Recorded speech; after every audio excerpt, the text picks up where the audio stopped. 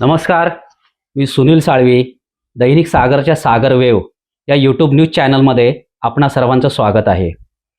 मित्रांनो, दैनिक सागरमध्ये अभंगवारी ही वृत्तमालिका प्रसिद्ध होते. संतश्रेष्ठांच्या अभंगांवरील निरूपण आणि त्यांचे अभंग आणि त्यांनी दिलेला वारीचा संदेश या वृत्तमालिकेमधून प्रसारित होतोय, प्रसिद्ध होतोय. तर याच वृत्तमालिकेवर आधारित लेखमालिकेवर आधारित सागर वेववर आम्ही या लेखिकांनी जे अभंग सादर केलेले आहेत त्या अभंगांचा भावार्थ उलगडून दाखवणारी अभंगवारी हा एक विशेष एपिसोड घेऊन आम्ही आलो आहोत. आजच्या पॉडकास्टमध्ये माझ्यासोबत आहेत DBJ कॉलेजच्या संस्कृत विषयावरील व्याख्यात्या डॉक्टर माधवी जोशी. मी जोशी मॅडमचं स्वागत करतो. मॅडम, सागरमध्ये आपले 2 लेख प्रसिद्ध झाले आहेत संत जनाबाई एकनाथ महाराजांनी लिहिलेल्या अभंगावरील निरूपणाचे. सुरुवातीला तुम्ही संत एकनाथ महाराजांच्या अभंगावर निरूपण केलेलं आहे आणि त्या लेखामध्ये एकनाथ महाराजांनी अभंगातून जो काही संदेश दिलेला आहे तो तुम्ही अगदी रसाळ भाषेमध्ये सांगितला आहे, शब्दबद्ध केलेला आहे. त्या अभंगामध्ये एकनाथ महाराज म्हणतात, आवडे देवासी तो एका प्रकार, नामाचा उच्चार रात्रंदिवस, तुळशीमाळ गळा गोपीचंद टिळा, हृदय कळवळा वैष्णवांचा, आषाढी कार्तिकी पंढरीची वारी, साधन निर्धारी आण नाही, एका जनार्दनी ऐसा ज्यांचा नेम, तो देवा परमपूज्य जगी. काय सांगाल? भावार्थ कसा उलगडून सांगाल? हा एक छान अभंग आहे एकनाथ महाराजांचा. या अभंगामध्ये भक्तांचे आपल्याला सर्वश्रेष्ठ भक्त कोण असा जो प्रकार आहे त्याविषयी सांगितलेलं आढळतं. आता भक्तांचे प्रकार आपल्याला कुठे आढळतात तर भगवद्गीतेमध्ये स्वयं भगवानांनी भक्तांचे विविध प्रकार सांगितलेले आहेत. आता विविध प्रकार हे भक्तांचे कसे पडतात तर कोणत्या कारणासाठी भक्त देवाची आठवण काढतोय ते पण महत्वाचं आहे. अगदी. आता काही भक्त असे असतात की ते काही संकटात सापडलेत तर आपलं संकट दूर व्हावं म्हणून ते देवाची आठवण काढतायत. काही भक्त असे असतात की त्यांना खरं खोटं तपासायचंय, खरोखर ईश्वर आहे की नाहीये, देवाची पण परीक्षा घेतात. हो, त्यांना जिज्ञासा आहे की बघूया तरी आहे की नाही खरा ईश्वर, आणि म्हणून ते देवाच्या दर्शनाला आलेले आहेत. काही भक्त मात्र असे आहेत की जे देवाशी त्यांचं जे नातं आहे ते नातं दृढ करण्यासाठी आलेले आहेत. त्यांना ही पक्की खात्री पटलेली आहे की हा जो परमेश्वर आहे, हा जो विठ्ठल आहे तो म्हणजे परमात्मा आहे आणि आपण त्याचाच अंश आहोत. आपल्यामधलं हे जे काही नातं आहे ते अढळ आहे, दृढ आहे, हे त्यांना जाणवलेलं आहे. आणि हे ज्ञान ज्यांना झालेलं आहे असे ज्ञानी भक्त परमेश्वराला सर्वात जास्त आवडतात. अर्थात हे ज्ञान झाल्यामुळे हे जे भक्त आहेत ते भक्त संसारात सुद्धा कसं वागतात तर ज्याला आपण निष्काम कर्मयोग म्हणतो असा कर्मयोग ते करतात. म्हणजे काय? जो गीतेत सांगितलंय भगवान श्रीकृष्णाने. खरंच हा निष्काम कर्मयोग असा आहे की आपल्याला दिलेली कर्तव्य आपण पार तर पाडायची, त्याच्या बदल्यात मला काय मिळणार असा नाही प्रश्न नाही. त्याला निष्काम कर्मयोग म्हणताच येणार नाही. बरोबर. तर असे हे निष्काम कर्मयोगी असते.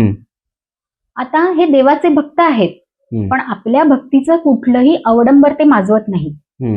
म्हणजे कुठलाही मठ स्थापन करायला नको किंवा भगवी वस्त्र घालायला नको किंवा कुठलाही बाह्य देखावा करायला नको.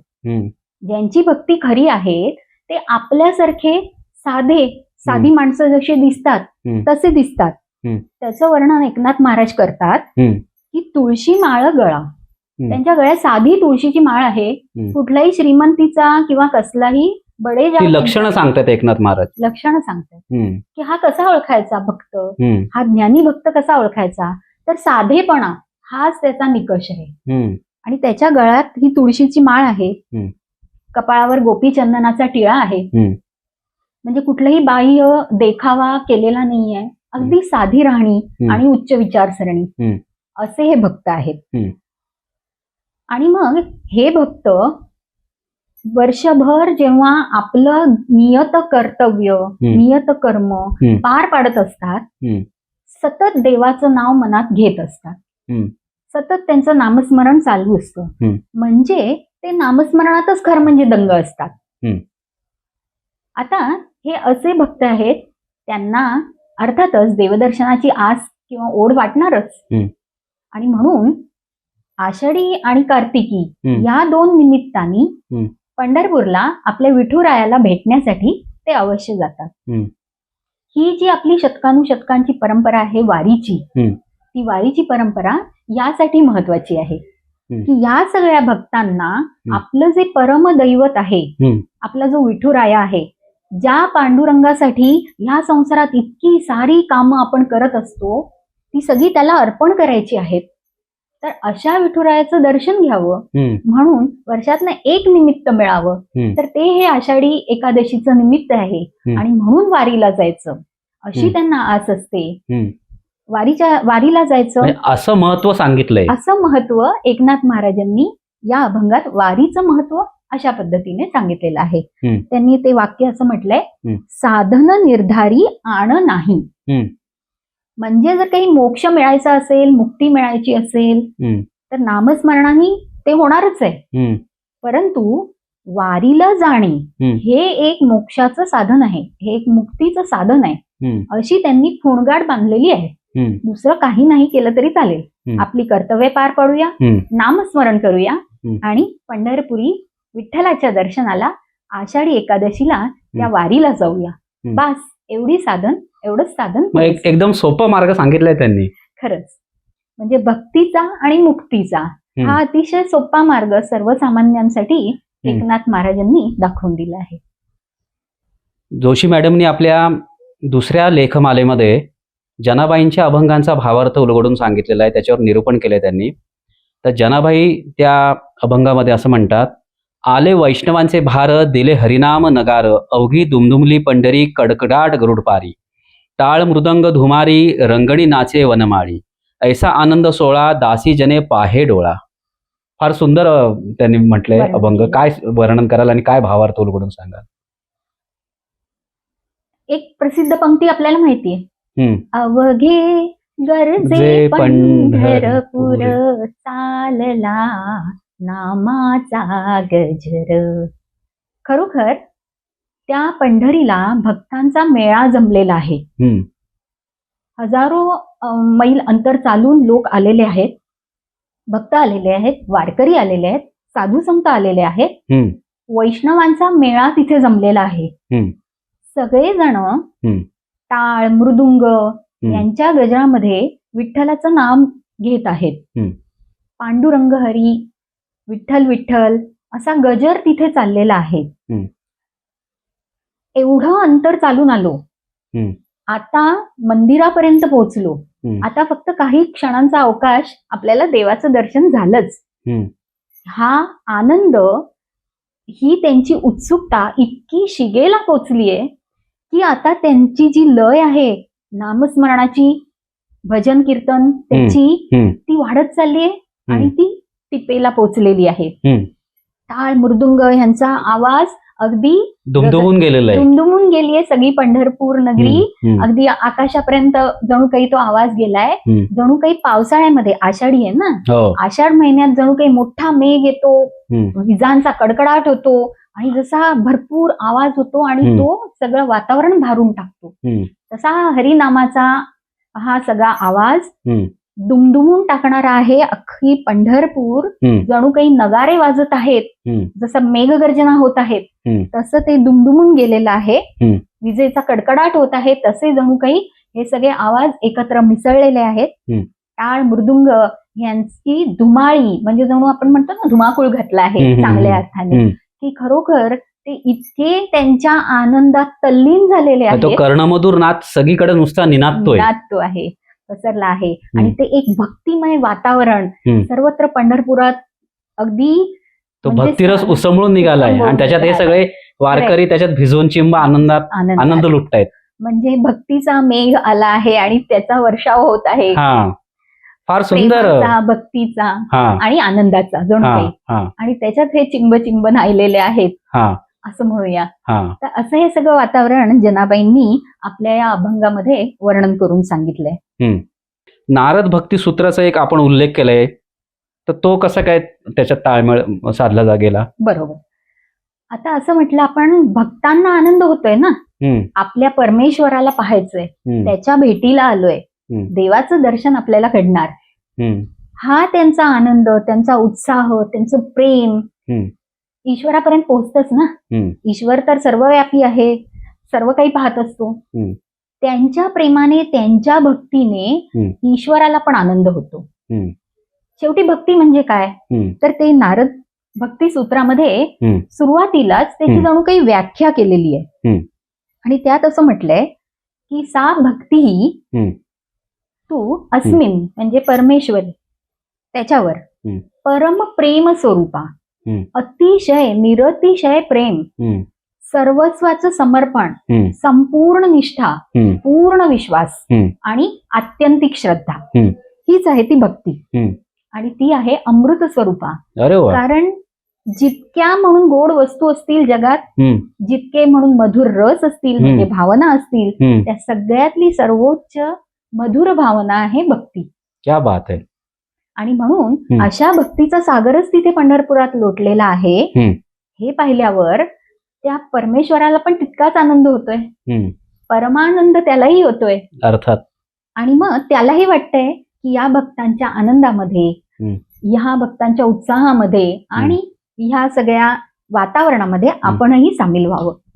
मॅडम, तुम्ही तुमच्या लेखामध्ये फक्त एकच अभंगाचा उल्लेख केलेला आहे, जनाबाईंचा, पण तुमच्या मधुर आणि गोड आवाजातून आम्हाला अजून काही तुमच्याकडे असतील तर तुम्ही ते सादर केले तरी चालतील. टाळ मृदुंग गर्जती माझ्या विठ्ठलाची कीर्ती, माझ्या विठ्ठलाची कीर्ती. ही पण प्रसिद्ध पंक्ती आहे की भक्तिमय वातावरणामध्ये ते सगळे भक्त तर नामस्मरण करतच आहेत, पण टाळ आणि मृदुंग यांची लय त्याला मिळालेली आहे, यांचा नाद त्यात जो मिसळलेला आहे, जणू काही ते सुद्धा तल्लीन झालेले आहेत या भक्तिरसामध्ये. अशी ही पण पंक्ती सुंदर. अजून काही असतील तरी तुम्ही त्या सांगू शकता, काही अभंग असतील तुम्हाला मुखोद्गत तरी ते तुम्ही सांगू शकता. अजून एक सुंदर भावना भक्तांची आपल्याला या अभंगामध्ये दिसते. माझे माहेर पंढरी, आहे भीवरेच्या तीरी, आहे भीवरेच्या तीरी.